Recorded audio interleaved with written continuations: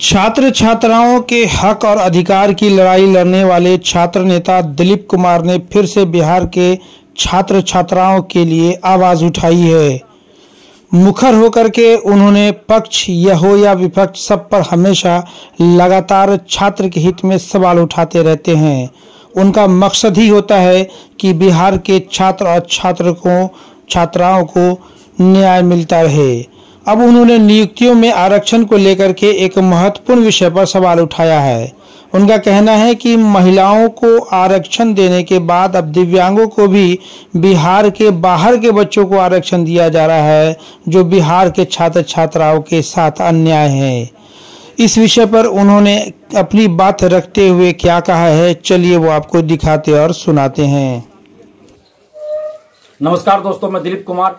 दोस्तों, BPSC TRE शिक्षक भर्ती सहित बिहार की सभी नौकरियों में महिला आरक्षण का लाभ बिहार से बाहर की महिला अभ्यर्थियों को भी बिहार सरकार दे रही है।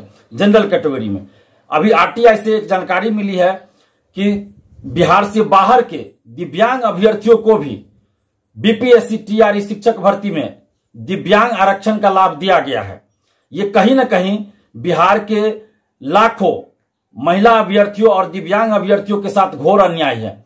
किसी भी राज्य में आरक्षण का लाभ वहां के मूल निवासियों, अस्थायी निवासियों को ही मिलता है, लेकिन बिहार में महिला आरक्षण का लाभ और दिव्यांग आरक्षण का लाभ बिहार से बाहर की महिला अभ्यर्थियों और बिहार से बाहर के दिव्यांग अभ्यर्थियों को भी मिल रहा है।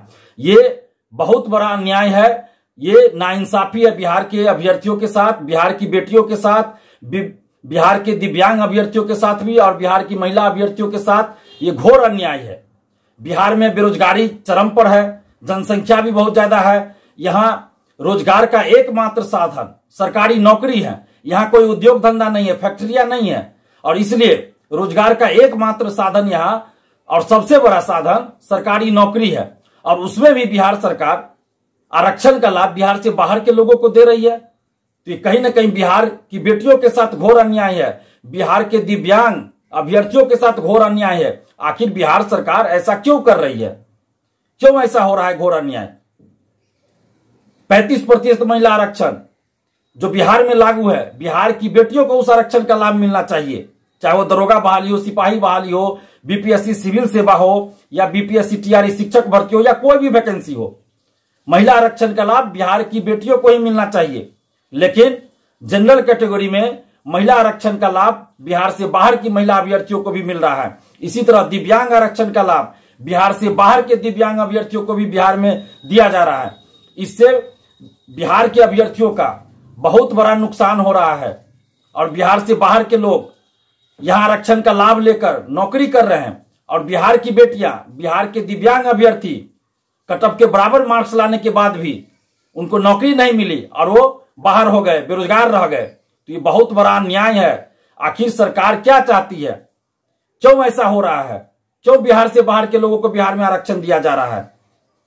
ये समझ से परे है। क्यों ऐसा किया जा रहा है? बिहार के लाखों स्टूडेंट्स के साथ क्यों इतना अन्याय किया जा रहा है? और जनरल कैटेगरी में जो आरक्षण मिल रहा है, ये महिला आरक्षण का लाभ जो बिहार से बाहर की महिलाओं को जनरल कैटेगरी में दिया जा रहा है, उसका नुकसान बिहार की एससी, एसटी, ओबीसी महिला अभ्यर्थियों को भी हो रहा है। क्योंकि अगर बिहार से बाहर की महिला अभ्यर्थियों को जनरल कैटेगरी में आरक्षण नहीं दिया जाता तो फिर जो बिहार की एससी, एसटी, ओबीसी महिला अभ्यर्थी है उनका भी सिलेक्शन जनरल कैटेगरी में ज्यादा होता, क्योंकि उतना मार्क्स वो लाते, उनका सिलेक्शन जनरल कैटेगरी में हो जाता।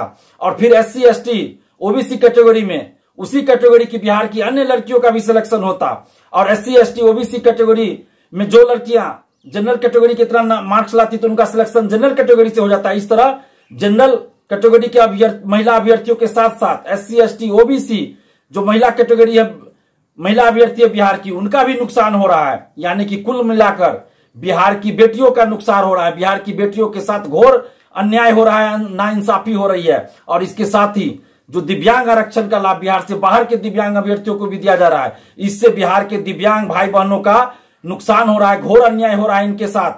हम सरकार से मांग कर रहे हैं, बिहार सरकार से मांग कर रहे हैं कि आप इसमें सुधार कीजिए कि आरक्षण का लाभ सिर्फ और सिर्फ बिहार के अभ्यर्थियों को ही मिले। चाहे वो महिला आरक्षण का लाभ हो तो बिहार की बेटियों को ही उसका लाभ मिले, और दिव्यांग आरक्षण का लाभ भी बिहार के दिव्यांग अभ्यर्थियों को ही मिले, नहीं तो फिर पूरे बिहार में आंदोलन करना पड़ेगा। और जितनी भी बिहार की बेटियां हैं, बिहार की महिला अभ्यर्थी हैं और जो दिव्यांग अभ्यर्थी है, आप सबसे हम आग्रह कर रहे हैं, अपील कर रहे हैं कि आप लोग एकजुट होइए, ताकि आपके आरक्षण का लाभ बिहार से बाहर के लोगों को न मिले, आपके आरक्षण की हकमारी ना कोई कर सके, आपका आरक्षण जो छीना जा रहा है वो आपका आरक्षण न कोई छीन पाए। तो इसलिए बिहार की बेटियों से, बिहार की जो जुझारू संघर्षशील बेटियां हैं, उनसे हम आग्रह कर रहे हैं, और जो दिव्यांग अभ्यर्थी उनसे भी आग्रह कर रहे हैं कि आप लोग एकजुट होइए और एकजुट होकर जो आरक्षण का जो गलत तरीके से बिहार से बाहर के लोगों को जो गलत तरीके से बिहार में आरक्षण दिया जा रहा है उसका विरोध कीजिए। सरकार से भी हम मांग कर रहे हैं कि बिहार से बाहर के लोगों को बिहार में आरक्षण नहीं दिया जाए, और बिहार की तमाम महिला अभ्यर्थियों और साथ में जो दिव्यांग कैटेगरी के अभ्यर्थी हैं उनसे भी आग्रह करें कि आप लोग एकजुट होइए और एकजुट होकर इसका विरोध कीजिए कि आपके आरक्षण का लाभ बिहार से बाहर के लोगों को नहीं मिलना चाहिए। और सरकार जल्द नहीं मानती है, जल्द सुधार नहीं करती है, तो फिर आप लोग तैयार होइए और आंदोलन कीजिए, हम आपके साथ खड़े हैं, क्योंकि ये बहुत बड़ा अन्याय है। आखिर कैसे बिहार से बाहर के लोगों को बिहार में आरक्षण कैसे दिया जा सकता है? इसका विरोध होना चाहिए, हम आपके साथ हैं, बस आप लोग एकजुट होइए।